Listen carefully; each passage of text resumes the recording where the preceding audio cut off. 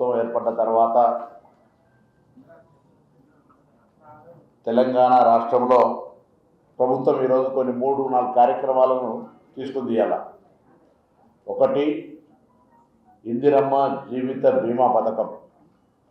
తెలంగాణలో ఉన్నటువంటి ప్రతి పౌరుడికి ఇందిరమ్మ జీవిత బీమా పథకం ద్వారా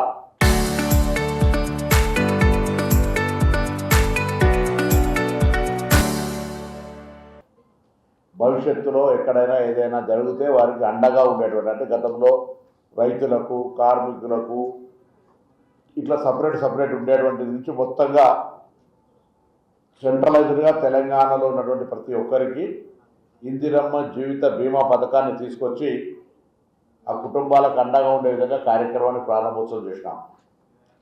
రెండవది, ఈరోజు నుంచి 2 లక్షల పెన్షన్స్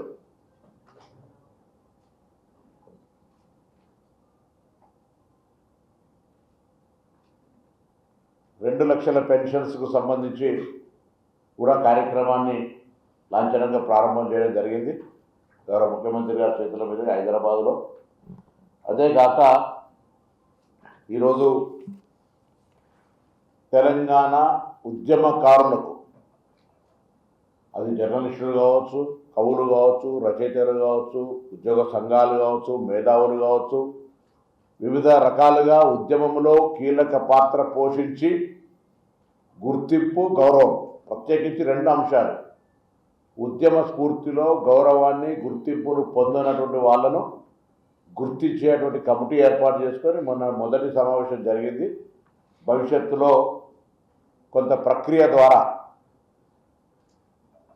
తెలంగాణ ఉద్యమానికి భావజాల వ్యాప్తి కష్టపడేటువంటి వాళ్ళు కావచ్చు, కొందరు పాటలు పాడినరు, కొందరు పుస్తకాలు రాసిర్రు, కొందరు డప్పు ద్వారా దండోరాలు చేసినారు, ఇట్లా రకరకాలుగా జర్నలిస్టులు కళాన్ని ఉపయోగించినారు, విద్యార్థులు ఒక రకమైన ఉద్యమము, పార్లమెంటు అంబేద్కర్ గారు రచించిన రాజ్యాంగానికి అనుగుణంగా చట్టాన్ని తీసుకొని వచ్చే దాంట్లో పార్లమెంటు సభ్యులు, అన్ని రాజకీయ పార్టీలు, ఆర్టీసీ కార్మికులు, ఉద్యోగ సంఘాలు అందరూ కూడా ఈ విధంగా వాళ్ళందరినీ వివిధ స్థాయిలో, అంటే మొత్తం సకల జనులు పాల్గొన్నప్పటికీ ఉద్యమంలో కొంత నష్టపోయి, కొంత ఇబ్బంది పడి, సరైన సమయానికి విద్యార్థులు పరీక్షలు రాయబోక వాళ్ళు ఉద్యోగం నష్టపోయినటువంటి వాళ్ళు, లేకపోతే అంగవైకల్యం పొందినటువంటి వాళ్ళు, అమరవీరులు ఎవరైనా ఇంకా మిస్ అయి ఉంటే కూడా అయితే రకరకాలుగా కొంత కేటగిరీ చేసి తెలంగాణ ఉద్యమ గౌరవము, గుర్తింపు అనే 2 పదాలకు ఉద్యమకారులకు ఇచ్చేటువంటి ప్రక్రియ కార్యక్రమం తీసుకుంటాను. ఇది కాకనే మీ అందరూ కూడా ఈరోజు సిద్దిపేట జిల్లాకు సంబంధించిన జర్నలిస్టులకు సంబంధించి అందరూ కూడా, మరి డిస్ట్రిక్ట్కి సంబంధించి హుస్నాబాద్ నియోజకవర్గంలో శాసనసభ్యుడిగా, మంత్రిగా, తెలంగాణ ప్రజాపాలన ప్రభుత్వంలో మేము జరుగుతున్న కార్యక్రమాల్లో కొన్ని ముఖ్యంగా చూస్తూ ఉన్నారు. ఇందిరమ్మ ఇండ్లు ఇప్పటికే చాలామంది పేదలకు ఈ రోటీ కప్పుడావర్ మకాన్ అన్నట్టుగా ఇందిరమ్మ ఇళ్ళ నిర్మాణం పూర్తయితా ఉంది. నేను గత ప్రభుత్వాలు ఎన్ని నిర్మించారు ఏందనేటువంటి చర్చకు సంబంధించి కాకుండా ఇప్పుడు ఇందిరమ్మ ఇళ్లకు సంబంధించి 2వ దశ కార్యక్రమం కూడా జరుగుతూ ఉంది. నిన్న గౌరవ ముఖ్యమంత్రి గారు ఆసిఫాబాద్లో లాంఛనంగా ప్రారంభించి ఇందిరమ్మ ఇళ్ల కార్యక్రమం కూడా చేస్తూ ఉన్నారు. దానిలో భాగంగా మీ అందరూ కూడా 2-3 అంశాలను మీతో షేర్ చేసుకోవాలని ఈరోజు మిమ్మల్ని అందరూ కూడా కలుస్తూ ఉన్నాం. ఒకటి,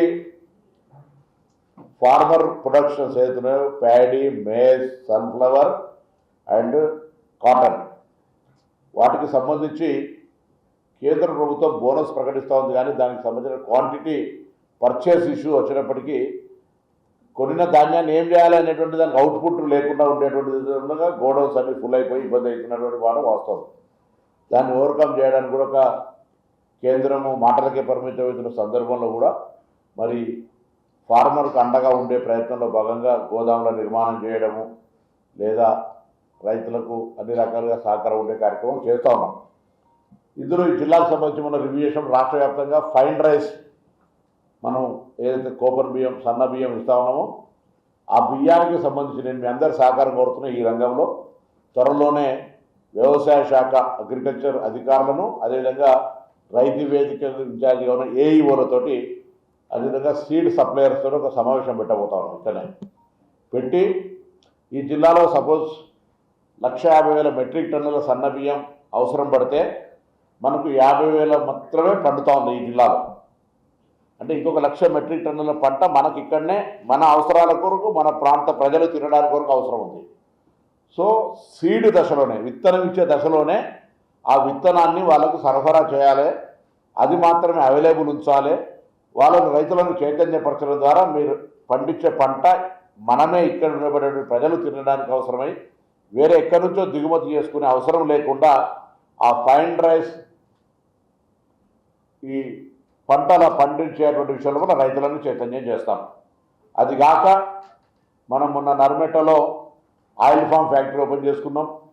దాన్ని కూడా ఈ సీజన్లో నేను రైతులందరూ కూడా కోరుతాను, అనేక సందర్భాల్లో ప్రభుత్వం తరఫున కూడా కోరినాం. మంచి ధర ఉంది, కోతుల బెడద లేదా వడగండ్ల వాన ఇతరత్ర దొంగల బెడద లేకుండా ఉండేటువంటి పంట అది. దానికి సంబంధించి కూడా మరి ఎక్కువగా అంటే కెపాసిటీ ఆఫ్ ఇండస్ట్రీ పెట్టింది చాలా పెద్దది. దానికి అనుగుణంగా ఈ ప్రాంత రైతులు 2 ఎకరాలు 1 ఎకరం వేసుకొని, 5 ఎకరాలు ఉంటే 2-3 ఎకరాలు వేసుకొని 10 ఎకరాలు అట్లా ప్రతి రైతు కంపల్సరిగా ఆయిల్ ఫామ్ పర్మనెంట్ ఇన్కమ్ ఉంటుంది. కాబట్టి ఆయిల్ ఫామ్ వేసుకోవాలని కూడా ఒక ప్రోగ్రెస్ ప్లాన్ చేసుకుంటాను. ఒకటేమో సన్న బియ్యం, 2 ఆయిల్ ఫామ్. ఇది కాక కూడా ఎక్కడైతే కొంత ఆరుతడి పంటలుగా మొక్కజొన్న, సన్ఫ్లవర్ ఇటువంటి చేస్తారో ఈ ప్రాంతంలో ఆ ప్రొఫెషనల్ ఫార్మర్స్ ఉన్నారు, వాళ్ళని డైవర్షన్ తీసుకోమంటలేదు. తప్పకుండా భవిష్యత్తులో మరి ఆ గిట్టుబాటు ధరతో పాటుగా అవన్నీ కొనుగోలు చేసేటువంటి ప్రయత్నం చేస్తాం. అది కూడా చేయమని చెప్పి నేను ఈ సందర్భంగా కోరుతున్నాను. ఇంకొక 2 సోషల్ యాక్టివిటీస్ పోయినసారి కూడా అంటే అందులో జర్నలిస్ట్ ఇన్వాల్వ్ అయ్యడం లేదు తెలియదు, కానీ ఈసారి జర్నలిస్టు సహకారం కూడా జర్నలిస్టు కుటుంబ సభ్యులతో సహా ప్రతి ప్రభుత్వ ఉద్యోగి అటెండర్ నుంచి పట్టుకుంటే కలెక్టర్ దాకా, మంత్రి దాకా 1 డే ప్లాంటేషన్, ఒకరోజు వాళ్ళు ఆ ప్లాంట్ మొక్క పెట్టాలి, దానికి ఒక ఫోటో దిగి ఆ రోజు దానికి విస్తృతంగా మొక్క పెట్టడమే కాకుండా దాన్ని పెంచుతాము అనేటువంటి హామీ పత్రం కూడా తీసుకొని మొత్తం జిల్లా వ్యాప్తంగా వర్షాకాలం లోపల అది తీసుకుంటాం. ఇది కాక కూడా ప్లాంటేషన్ చాలా పెద్ద ఎత్తున తీసుకునే ప్రణాళిక చేస్తున్నాం. గ్రామాన ఇప్పటికే మా నియోజకవర్గంలో ప్రతి ఊర్లో 5గురితోటి ఈ ప్లాంటేషన్కు సంబంధించిన కమిటీ వేసుకున్నాం. తెలంగాణ వ్యాప్తంగా కూడా వేయాలని కోరుకుంటాను. ముఖ్యంగా ఈ జిల్లాలో ప్రతి గ్రామంలో ఒక 5గురు వన సంరక్షణ లేదా ప్లాంటేషన్ గ్రీనరీ ఇంప్రూవ్మెంట్ కొరకు సంబంధించి చేయడం జరుగుతుంది. అందులో ముఖ్యంగా ఏ మొక్క పెట్టినా మళ్ళీ ఉపాధి అనేది లేకుండా జరిగేటువంటి మొక్కలు పెడుతున్నారు గత కొద్దికాలంగా. ఇప్పుడు పళ్ళ మొక్కలు అంటే పెద్ద పెద్ద అలనేరేడు చెట్లు, లేకపోతే మామిడి చెట్లు, లేకపోతే ఇతరత్ర పెట్టుతూనే తాటి ఈత వనానికి సంబంధించి కూడా దాదాపు జిల్లాలో ఇప్పటికే ఒక 3 లక్షల ఈత వనం రెడీగా ఉంది. అన్ని గీతా కార్మిక సంఘాలు కావచ్చు లేదా ఇతరత్ర కూడా ప్రభుత్వ స్థలాల్లో కానీ ఎక్కడైనా కాలువల గట్టుల్లో కానీ ఆ ఈత మొక్కలన్నీ కూడా పెట్టినట్టయితే ప్రతి ఈత ఉత్పత్తి జరిగే ఆ కమ్మతో పాటు ప్రతిదీ కూడా కమర్షియల్గా దానికి రేట్ వచ్చేదే ఉంటుంది. కాబట్టి ఆదాయాన్ని పెరిగే విధంగా మరి ఈత చెట్లను కూడా పెంచేటువంటి ప్రయత్నం చేస్తున్నాం.